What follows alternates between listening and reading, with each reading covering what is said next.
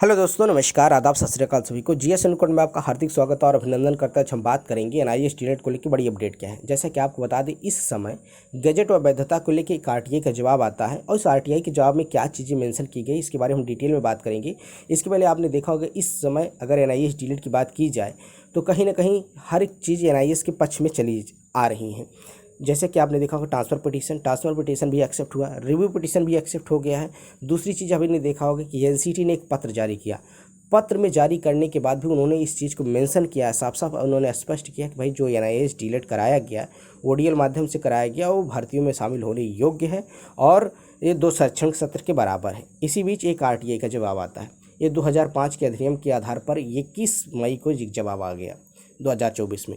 इसमें बहुत सारे विद्यार्थियों ने जो जवाब मांगा था, किस परिप्रेक्ष्य मांगा था, जो सुप्रीम कोर्ट के 28/11/2023 का फैसला था। उस फैसले पर पूछा गया कि भाई ये जो फैसला आया है कब से वैलिड होगा, क्या एनआईएस डीलेट बिल्कुल अमान्य हो गया, इसकी मतलब डिग्री बिल्कुल कागज़ के समान हो गई। तो ये सब आरटीआई के जवाब भारत सरकार अधिनियम के तहत ये जवाब पूरा दिया गया और इसमें साफ साफ कहा गया है कि जो 28/11/2023 का जजमेंट है, इसकी समीक्षा की जा रही। समीक्षा मतलब इसकी जांच की जा रही कि भाई ये जवाब जो जजमेंट आया, कहीं जजमेंट में कुछ गड़बड़ी हो गई है या जजमेंट में क्या बातें नहीं सुनी गई हैं। तो भाई देखिए, उस समय आपने देखा वीडियो, आपने देखा होगा, वीडियो वायरल हुआ था बहुत तेज़ी से, जो कि उस समय एनआईएस डीलेट के चेयरमैन थे सीपी शर्मा जी का। तो उन्होंने कहा कि भाई ये चीज़ हमने कराया, हमसे पूछा जाना चाहिए कि हमने किस आधार पर कराया। ये सारी चीज़ें हम बताएंगे, ना कि सुप्रीम कोर्ट। भाई सुप्रीम कोर्ट में तो 2 वकील खड़े हो गए, जज ने फैसला दे दिया। भाई हमसे पूछा जाए कि हमने कोर्स किस आधार पे कराया, क्या वो ड्यूरेशन था, क्या किस आधार पे कराया, कैसे हमने क्लासेस ली, कैसे सारी चीज़। उन्होंने कहा हमसे पूछा जाए तो हम बताएं। लेकिन एनसीटी, देखिए एनसीटी एक अलग संस्थान थी। एनसीटी तो एक ऐसी रेगुलेटिंग अथॉरिटी है जो ये डिसाइड करती है कि भाई ये कोई एलिजिबल है क्या, उसका कोर्स का क्या रहना चाहिए। लेकिन एनआईएस डीलेट जो था, एक ऐसा संस्था थी जो कोर्स कराई, जैसे विद्यालय होते हैं उसी तरह एनआईएस एक विद्यालय की तरह कोर्स कराता है। तो उन्होंने, उनके चेयरमैन ने कहा कि हमसे पूछा जाए कि हमने कितने साल में कराया, किस आधार पर कराया, कितने लेक्चर। तो उन्होंने साफ साफ इस चीज़ को मेंशन किया कि हमने 2 शैक्षणिक सत्र, मतलब कि जैसे आप कोई 2 साल का कोर्स करते हैं, इस 2017 से 2019 तक 2 साल का हो गया, उसमें हम 20 दिन क्लास चलाएं या 365 दिन क्लास चलाएं, ये संस्था के ऊपर डिपेंड करता है। हम 15 दिन में ही कोर्स सिलेबस कंप्लीट कर दें। तो ये सारी चीज़ें इस आरटीआई के माध्यम से जवाब मांगी गई थी।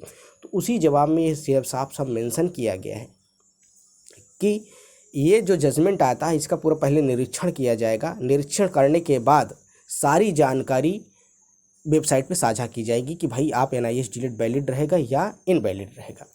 तो दूसरी चीज़ है कि अब ये कब हो के निकल के आता है, सारी चीज़ें कब होती हैं। तो विद्यार्थी इस बात से परेशान है कि नौकरियाँ तो भर्तियाँ तो निकलती जा रही हैं और जो भर्तियाँ निकलती जा रही हैं, कुछ विद्यार्थी ओवर एज होते जा रहे हैं। देखिए, अगर जो सुप्रीम कोर्ट में, भाई अब टाइम तो लगेगा, कोई जैसे हाई कोर्ट का केस हो, सुप्रीम कोर्ट केस का हमने देखा पीढ़ी दर पीढ़ी चलता रहता, तो इसमें भी वही है, जब जजमेंट आएगा तब से ये वैलिड होगा। दूसरी चीज़ है कि भाई जो नौकरी में है वो नौकरी में बने रहेंगे, उनके कोई भी प्रकार का खतरा नहीं है, ना उनको नौकरी से बाहर निकाला जाएगा, ना नौकरी से उनको किसी प्रकार का डर है। दिक्कत ये इस बात की है, जो भर्तियां आ रही हैं, जैसे आपने BPSC TRE 1, TRE 2, TRE 3, TRE 4 चल रहा था और इसमें असम में भर्तियां चल रही थी, पश्चिम बंगाल में भर्तियां, उत्तर प्रदेश में भर्तियां आज देखिए चुनाव के बाद आने की संभावना है। तब क्या है ना, ये डीलेट को शामिल, देखिए अभी तक तो जो ऑनगोइंग भर्तियां, तो उसमें साफ साफ सुप्रीम कोर्ट ने कहा इनको शामिल, फ्रेश भर्तियों में शामिल ना किया जाए।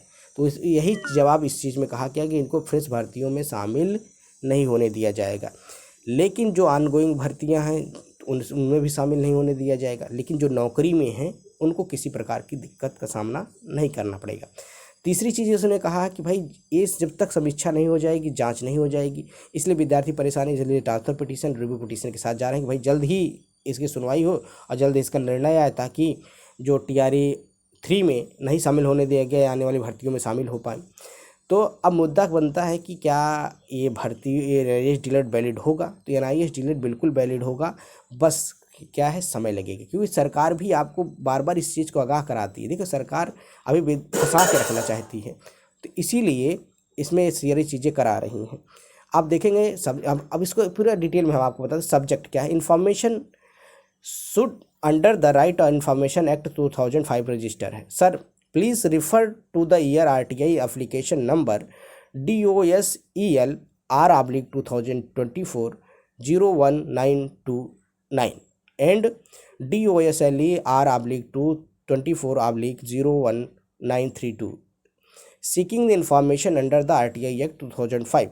In this regard, to convey that the matter regarding NIS delayed under the examination, आपने देखा हो साफ साफ इसमें कह रहा है under the examination in the light of the honourable supreme court judgment in subjected 28/11/2023 and the when decision taken be the regarded the same will be share will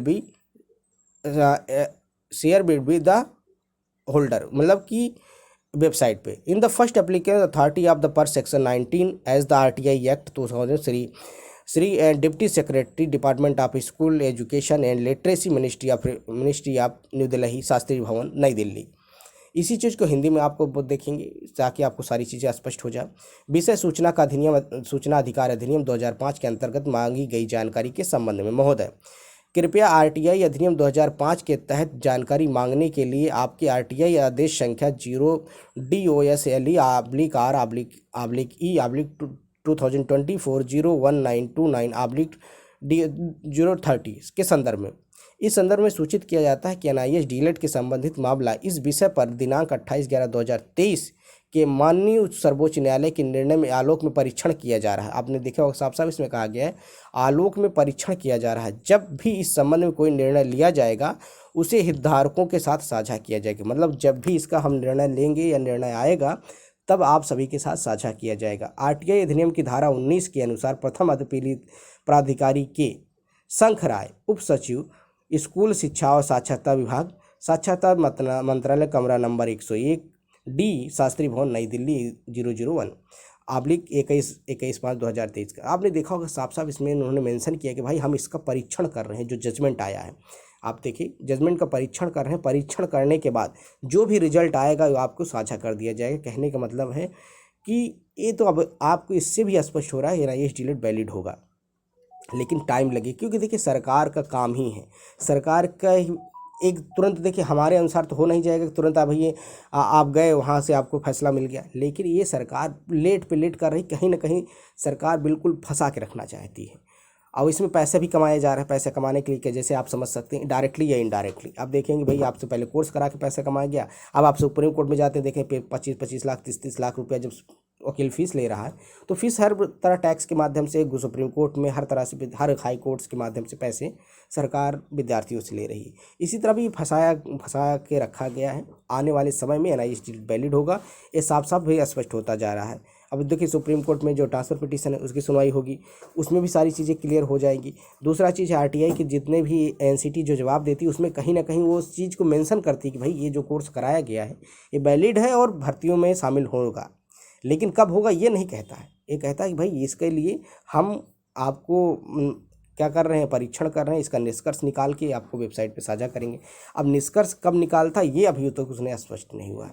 तो कहने का आप साफ साफ इसका मतलब यही है कि NIS डीलेट वैलिड होगा, लेकिन कहते ना अब तुरंत तो वैलिड नहीं होगा भाई। एक बार सुप्रीम कोर्ट का जजमेंट आ गया, क्योंकि सुप्रीम कोर्ट का जजमेंट ही मेन है, सर्वोपरि है, तो सुप्रीम कोर्ट की जजमेंट को बदलने में थोड़ा समय लगे। बदलने में कहने का मतलब है उसका रिव्यू होगा, रिव्यू के साथ साथ सरकार भी उस पर जब देखिए सरकार जब तक इन्वॉल्व नहीं होगी, भाई शिक्षा मंत्री इस पर बात ही नहीं करना चाहते हैं, भारत सरकार कोई भी आला अधिकारी इस पर बात नहीं करना चाहते हैं। दूसरी चीज़ है कि आपने देखा होगा कि जो NIS डीलेट के अध्यक्ष चेयरमैन थे CP शर्मा जी, उन्होंने साफ साफ कहा था कि सुप्रीम कोर्ट में 2 वकील खड़े होकर जज के सामने चीज़ कह दिए, NIS डीलेट को इनवैलिड करा दिया। भाई हमसे पूछा ना जाना चाहिए ना कि हमने ये कोर्स किस आधार पर कराया। जैसे आप 18 महीने का कोर्स कह तो दे रहे हैं, लेकिन है ये 2 शैक्षणिक सत्र में कराया गया। हमारे पास वो अधिकार है कि हम कोर्स 2 साल को चाहे 20 दिन में पढ़ा दें या 365 दिन में पढ़ाएं या 15 दिन में पढ़ा के पूरा कंप्लीट कर दें। हमने कोर्स को कंप्लीट कराया है, तो हमसे पूछा जाना चाहिए, तो हम इसका जवाब देंगे। तो बात यह है कि जब सरकार के अधिकारी इस चीज़ को कह रहे हैं तो आने वाले समय में NIS डीलेट वैलिड होगा, लेकिन टाइम लगेगा। खबर यही थी। वीडियो पसंद है चैनल को लाइक करें, ज़्यादा से ज़्यादा अपने दोस्तों में शेयर करें। शिक्षक भर्ती पल की अपडेट के लिए चैनल को सब्सक्राइब कर लें। मिलते हैं नए वीडियो के साथ। जय हिंद साथियों, नमस्कार, सभी दिन शुभ। Thank you, have a nice day, good day.